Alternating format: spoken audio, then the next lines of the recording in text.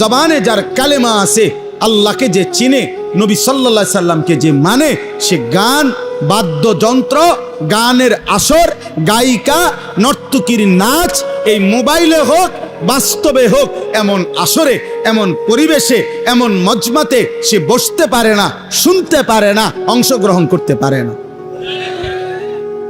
আল্লাহ বলেন এমন মন্দ আচরণ, এই গানের আসক্তি, বাদ্যযন্ত্রের আসক্তি, গায়িকার আসক্তি, নর্তকীর আসক্তি, গানের আসরের প্রতি যার আসক্তি, আল্লাহ বলেন আমি তার জন্য নিকৃষ্ট অপমানকর আযাব রেখেছি।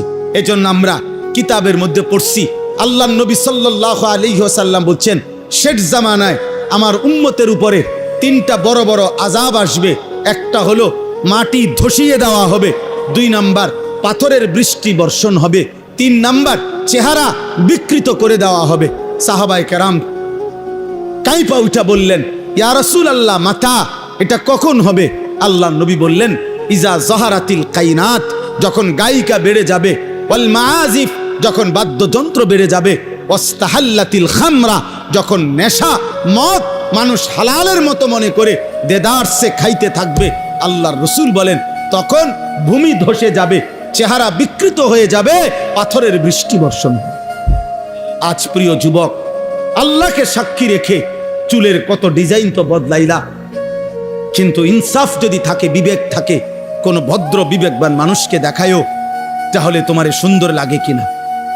তোমার এই নারী ছবি, তোমার এই জিনা ব্যভিচারের দৃশ্য, তোমার এই গান বাদ্য, তোমার এই বন্ধুদের অসৎ আড্ডা, ফুর্তি, চিৎকার, হই হুল্লুর, পার্ক, রেস্তোরাঁ, মোটর সাইকেলের ঘোরাঘুরি, তোমার এই বন্ধুদের আশার আড্ডা, আর এই উচ্চ কণ্ঠের অনর্থক কথাবার্তার এই গুনাহ, আর রাত্রি জেগে অশ্লীল উলঙ্গ ছবি দেখা, নারী দেখা, নারীর নাচ, নারীর কথা, নারীর গান, অসভ্যতা দেখা, তুমি ইনসাফ যদি থাকে, আমি বন্ধু শেষ কথা বললাম, তোমাদের অসংখ্য ছেলের চেহারার মধ্যে একজন মুমিনের যে সৌন্দর্য, মুসলমান যুবকের, কিশোরের যে সৌন্দর্য, এমন সৌন্দর্য বহু আগেই চলে গেছে।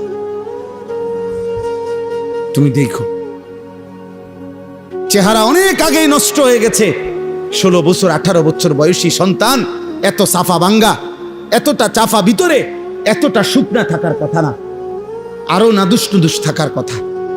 কিন্তু গুনাহ, রাত্র জেগে অসভ্যতা, রাত্রি জেগে অশ্লীল দৃশ্য দেখা, হারাম গান বাদ্য, এই সমস্ত বেহুদা কাজের মধ্যে লিপ্ত থাকার কারণে আজ জিন্দেগি শেষ। ইমামে আজম আবু হানিফা বলছেন সিমাউল আগানি ফিসকুন ওয়াত্তালাদ্দুদু বিহা কুফরুন। বাবা আপনাদেরকে বলি, চায়ের দোকানেও বসে যারা নাটক সিনেমায় ওই গান আর বাদ্যের আওয়াজ শুনেন, আল্লাহর কসম ইমামে আজম আবু হানিফা বলছে গান শোনা প্রকাশ্য পাপ, আর গানের শুনে কেউ যদি মজা পায়, স্বাদ পায়, আহ আহ কি কইল রে, আতলারে, এরকম পাওলারে, ঠ্যাংলারে, এরকম হাতলারে, আছে না এমন মানুষ, এরকম নড়ে চড়ে।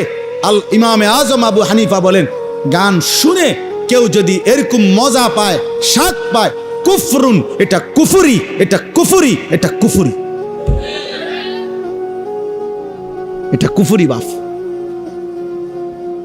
অতএব খামখেয়ালি করো না। আবারও বললাম, আবারও বলছি, শেষ পর্যন্ত হয়তো এই পৃথিবীর কেউ তোমারে কিছু বলতে পারে নাই, কোনো হুজুরের কথাও পাত্তা দাও নাই, মা বাবার কথাও পাত্তা দাও নাই, হতে পারে কেউ তোমারে শাসন করতে পারে নাই, তুমি মুক্ত, তুমি স্বাধীন, তুমি হারামের উপরে, জিনার উপরে, ব্যভিচারের উপরে, গান বাদ্যের উপরে জীবন শেষ করছো।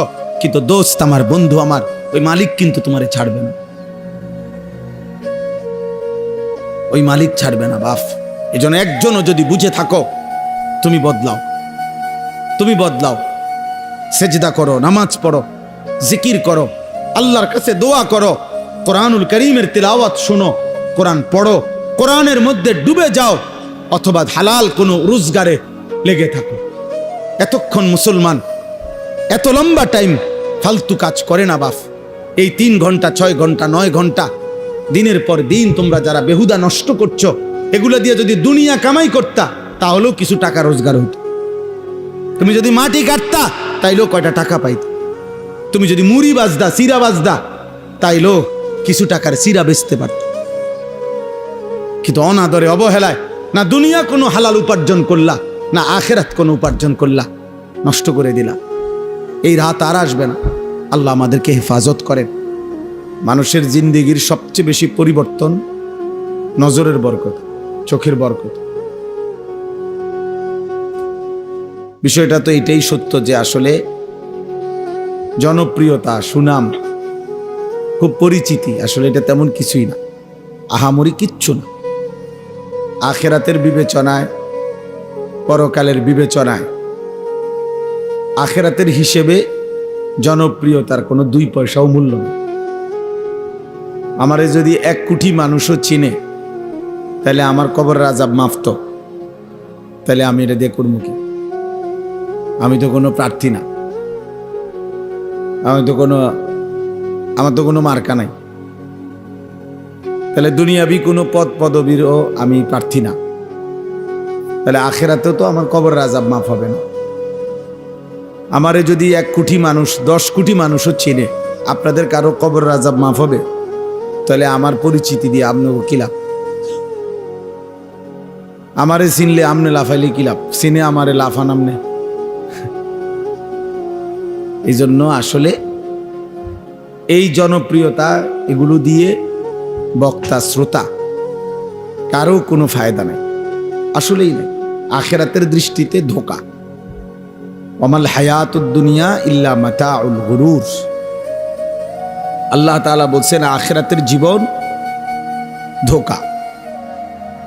এজন্য প্রিয় ভাই, নওজোয়ান, বয়স্ক বাবা, সবাইরে অনুরোধ করি, আল্লাহর কথা মহব্বতের সাথে আখেরাতের প্রেরণা নিয়ে মনোযোগ দিয়ে শোনা উচিত, মনোযোগ দিয়ে শোনা উচিত। এটাই বাস্তবতা। এজন্য আমি অনুরোধ করছি সব ছেলেরা, যার যেটুক সম্ভব হয় বসে শুনলে, চেহারার দিকে তাকায়া শুনলে বরকত হবে। যদি ভিজা না থাকে, প্রয়োজনে যদি কষ্ট করে হলো জুতা, নিজেদের জুতা একসাথ করে, তো এটার উপরে বসো।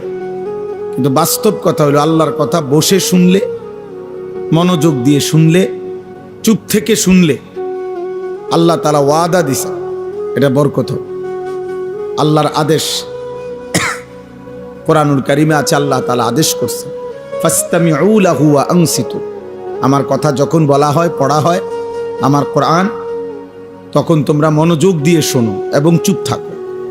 এটা আল্লাহ আদেশ করছে। ফাসতামিউ লাহু, তোমরা মনোযোগ দিয়ে শোনো, ওয়া আনসিতু, এবং চুপ থাকো, লাআল্লাকুম তুরহামুন। আল্লাহ বলেন এতে করে অবশ্যই তোমাদের উপরে রহমত বর্ষিত হবে। রহমত বর্ষিত হবে মানে কি? তাফসীরের মধ্যে আছে, মানে আল্লাহ তাআলা তোমাকে ওই শুনবার বরকতে আমল করার তৌফিক দিবে, আমল করার সুযোগ দিবে। কম বেশি ইসলামী কথা সকলেই আমরা জানি। আজকে 10 বছর যাবত যে কোনোদিন 5 ওয়াক্ত নামাজ পড়ে না, সেও জানে যে নামাজ 5 ওয়াক্ত। আজকে 30 বছর ধরে যে সুদ খায়, সেও জানে সুদ খাওয়া হারাম। তাহলে এইটুকু জানা তো যথেষ্ট না, বরং জানাটা তখনই সার্থকতা যখন তা আমলে পরিণত হয়। এই জন্য ভাই, এতটুকু সবাই জানে, এরকম কম বেশি কথা সবাই জানে। এর জন্য বক্তা আইসা যা বলবে আপনারা তাই জানেন। কোনো গুনাহ করা যাবে না, কোনো নেকি ছাড়া যাবে না। কবর, হাসর, মিজান, ফুলসেরাত, আখেরাত, ঈমান, আমল, সেজদা, আল্লাহর গোলামি, বন্দিগি, একটা গুনাহ ছেড়ে দেওয়া, এই কথা এইটি তো জানেন। তাহলে আর নতুন কি বলতাম? নতুন করে কি বলবো? কিছুই বলার নেই। যুগ যুগ ধরে, 1450 বছর ধরে নবী সাল্লাল্লাহু আলাইহি ওয়াসাল্লাম, সাহাবায়ে কেরাম, আউলিয়ায়ে কেরাম, উলামায়ে কেরাম, আল্লাহর প্রিয় বান্দাগণ যা বলে গেছেন তাই কথা। আজও এই তাই কথা, কিয়ামত পর্যন্ত এগুলোই কথা।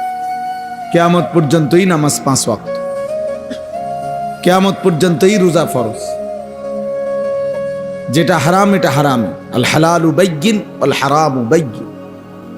নবী সাল্লাল্লাহু আলাইহি সাল্লাম বলেন, যা কিছু হালাল তা স্পষ্ট, যা কিছু হারাম তাও স্পষ্ট। মানে আমি স্পষ্ট বলে গেছি। নবীজি বলছেন, তারাকতুকুম মুহাজ্জাতান বাইদা। নবীজি সাল্লাল্লাহু আলাইহি সাল্লাম বলেন, উম্মত, এই 23টি বছরে আমি তোমাদেরকে সকাল দিবা নিশি যত কথা বলছি সব কিছু মিলিয়ে আমি তোমাদেরকে একটি আলোকিত, যখন সূর্য সকালে ওঠে আকাশ একদম ফর্সা আলোকিত হয়, পরিষ্কার হয়ে যায়, এক বিন্দু মেঘের কোনো ছিটে ফোঁটাও নাই, অন্ধকারাচ্ছন্নতা নাই, একদম পরিষ্কার ধবধবে আলোকিত সূর্যের প্রখর দিন। নবীজি বলেন, আমি এমন একটি দিনের উপরে আমি রাসূল তোমাদেরকে রেখে গেলাম, লাইলুহা কা নাহারিহা, যে দিনের উপরে আমি তোমাদেরকে রেখে যাচ্ছি তার রাত দিনের মতোই বরাবর। অর্থাৎ দিনের আলোয় যত মাসআলা তার সমাধান যেমন আমি বলেছি, রাতের অন্ধকারে একাকিত্বেরও যত মাসআলা হইতে পারে, যত প্রশ্ন হইতে পারে এক মানুষের জীবনে, ঘরে, পরিবারে, স্ত্রী সংসারে, একান্ত স্বামী স্ত্রীর সম্পর্কে, সন্তানাদির ক্ষেত্রে, রাতের গভীরে অন্ধকারে, আমি রাসূল তাও শতভাগ পরিপূর্ণ বলে গেছি, কোনো কিছুই অস্পষ্ট রাখি নাই। সাহাবায়ে কেরাম সাক্ষী দিছেন আরাফাতের ময়দানে, আরাফার ময়দানে হজ্জের সিজনে 9 জিলহজ হজ্জের দিন 1.25 লাখ সাহাবী একসাথে সাক্ষী দিছেন, হে নবী, আমরা আপনার কাছ থেকে পুরা দিন বুঝে পাইছি, আদাইতার রিসালা, আপনি আপনার উপরে রিসালতের দায়িত্ব পূর্ণ আদায় করেছেন, বাল্লাগতার রিসালা আদাইতাল আমানা, আপনি আপনার উপরে আমানত আদায় করেছেন, ওয়া কাশাফতাল গুম্মা, আপনি সমস্ত অন্ধকার আলোকিত করে দিয়েছেন, ওয়া নাসাহতাল উম্মা, আপনি আপনার জাতিকে শতভাগ পূর্ণ নসিহত করেছেন, ওয়া জাহাদতা ফি সাবিলি রাব্বিক, আপনি আপনার রবের পথে দিবা ঋষি জিহাদ করেছেন। অর্থাৎ আমরা আপনার কাছ থেকে হালাল হারাম, করণীয় বর্জনীয়, কিয়ামত পর্যন্তের জন্য যা দরকার তা বুঝে পাইছি। হাদিসের মধ্যে আছে, আল্লাহর নবী সাল্লাল্লাহু আলাইহি সাল্লাম একদিন ফজরের নামাজের পরে শুরু করছেন মসজিদে নববীতে বয়ান, সাহাবাদেরকে নসিহত। সেদিন তিনি মাগরিবের নামাজের পূর্ব পর্যন্ত এক টানা, ফজর থেকে মাগরিব এক টানা নবী সাল্লাল্লাহু আলাইহি সাল্লাম শুধু নামাজ পড়ছেন আবার বসছেন, নামাজ পড়ছেন আবার বসছেন, এইভাবে লম্বা বয়ান করছেন। সাহাবী আবু যাইদ আনসারী তিনি বলেন, কিয়ামত পর্যন্ত যা হবে এই সৃষ্টি জগতে তার সব কিছু তিনি সেদিন আমাদের সামনে পেশ করেছেন। তাহলে বাস্তবতা হলো, দুর্ভাগ্য হলো আমাদের যে আমরা পড়ি না, জানার চেষ্টাও করি, জানার চেষ্টা করি। এই মুখস্থ 2-1 শব্দে 2-4 কথায় আমরা নিজেদেরকে মুসলমান মনে করে হায়াত পার করে দিচ্ছি। নিজস্ব খেয়াল খুশি মতো অনেকে নামাজ পড়ে, 30 বছর 40 বছরে একটা বার যাচাইও করে নাই কোনো উপযুক্ত আলেমের কাছে যে হুজুর আসলে নামাজটা হয় কিনা, হুজুটা হয় কিনা, সুন্নাত মোতাবেক আদায় হচ্ছে কিনা। আর কিশোর নওজোয়ান অগণিত, জেনারেল পড়ুয়া অনেক ছেলে, ওরা ফরজ গোসল কিভাবে করে তাও জানে না, আবার হালাল হারাম কি তাও জানে না, শিরিক কাকে বলে, কুফর কাকে বলে, আখেরাত বলতে কি বুঝায় প্রকৃত অর্থে ও জানে না। কত শব্দ উচ্চারণ করলে ঈমান চলে যায়, কত বিশ্বাস লালন করলে ঈমান চলে যায়। আহা, সে তো জানেও না, সে বুঝেও না, সে তো বুঝেও না। শুধু আমি জানি আমি মুসলমান, না রে ভাইয়া, এত ছোট্ট কথা, ইসলাম এত সহজ হয়ে গেলে 23 বছরে তাহলে নবী সাল্লাল্লাহু আলাইহি সাল্লাম কি করলেন? এত বড় কোরআন তাইলে 30 পারা কোরআন 23 বছরে কেন নাজিল করলেন? রাসূলুল্লাহ সাল্লাল্লাহু আলাইহি ওয়াসাল্লাম দিবানিশি তাহলে কি বললেন, কেন বললেন, কার জন্য বললেন? এই জন্য বাস্তবিক অর্থে ইলম, মাদ্রাসা, কোরআন সুন্নাহর জ্ঞান, এটার থেকে উম্মত মুসলিম সম্প্রদায় কিয়ামত পর্যন্ত কোনোদিন বিমুখ হইতে পারবেন। এমন কোনো সুযোগ নাই কিয়ামত পর্যন্ত, ইসরাফিলের ফু পর্যন্ত, যে এই কথা বলবে যে মাদ্রাসার আর দরকার নেই। মন আমরা সব বুঝি, এমন হবে না। প্রতিনিয়ত তো নতুন বাচ্চা জন্ম নিচ্ছে, ওদের দিন, ওদের ইমান, প্রতিটা বছর পার হয় মানে কোটি কোটি মানুষের উপর দিয়েই একটা বছর পার হয়। 14 বছরওয়ালা 15 বছরের হয়, 3 বছরের বাচ্চা 4 বছরের হয়, 60 বছরের চাচা 61 বছর হয়, 70 বছরের চাচা 71 বছর হয়। তাহলে এই একটা বছর, একটা সময়, একটা রাত তো বিভিন্ন বয়সী কোটি কোটি মানুষের উপর দিয়া কি হয়? পার হয়, পার হয়। ছেলেরা, আমি আবারও বলছি, মোবাইল নিয়ে অসভ্যতা করো না। তোমার মতো ফালতু লোক না শুনলে ভালো, তুমি চলে যাও ভাই। 2-4 জন ফালতু মানুষ বয়ান না শুনলেও ভালো, সমস্যা না। আমি কোনো ভোটে দাঁড়াইছি না, তো সবার সমর্থন আমার দরকার না। না, আমি সমর্থন দিয়ে কিরু ওই মৌলানা হাফেজ রফিক বলছে না, এটা আসলে সত্য। আমার ভালো করে মনে পড়লো, অনেক পিছনের অনেক স্মৃতি মনে করাই দিই। আমি এখানে এসেই আমি বললাম যে উজু করবো, একজনে বললো যে সামনে মাদ্রাসা আছে। আমি না, এই তো এনে আমাকে এর বাড়ি আছে, আমি তো এই বাড়িতে খানা খাইছি না, আবার ইয়ার জমু কেন? মানে আমি ইচ্ছা করে বুঝছি যে আমায় চিনছি। ওর নাম কি জানো? হাবিব। হ্যাঁ, তাহলে আমি তো ওর বাড়ি চিনি। এখানে আমি আসছি, এই মসজিদে বয়ান করছি, 20 জন 50 জন মানুষের সামনে বয়ান করছি। কত 20-25 জন, হ্যাঁ খালাস, কোনো সমস্যা নাই দোস্ত। সেদিনও আনিসুর রহমান, আজও আনিসুর রহমান। টাইটেল দিয়া কোনো লাভ নাই, ধোকা ধোকা। আন্তর্জাতিক খ্যাতি সম্পূর্ণ মুফাসসির কোরআন, এগুলো আমগো বাংলাদেশের সব বক্তাই আল্লাহর মেহেরবানি খনি। আন্তর্জাতিক মুফাসসির কোরআনের সবচেয়ে বড় খনি হলো বাংলাদেশ। জেন দিয়া আমরা লারা দিবেন দে বাইরে খনি, এটা খনি। সেদিন একজনে বলতেছে, এক বক্তার নাম বলতেছে, দেখি মাইকে, ভারত বাংলাদেশ বিজয় করে যিনি এখন আমাদের এলাকায় আসছে। খাইছে রে, ভারত বাংলাদেশ বিজয় হয়ে গেল, আমরা জানলাম না। এত বড় ঘটনা কইটা গেল, এত বড় ভারত বিজয় হলো কোন দিন? দোস্ত, এ কোনো কিছুই না। একজনের জন্য যে পরিমাণ গুরুত্ব, 1 লক্ষের জন্য সেই পরিমাণ গুরুত্ব। রাসূলুল্লাহ সাল্লাল্লাহু আলাইহি ওয়াসাল্লাম বলেছেন, ফাওয়াল্লাহি লা আন ইয়াহদিয়াল্লাহু বিকা রাজুলান ওয়াহিদান খায়রুন লাকা মিন হুমুরিন নাআম।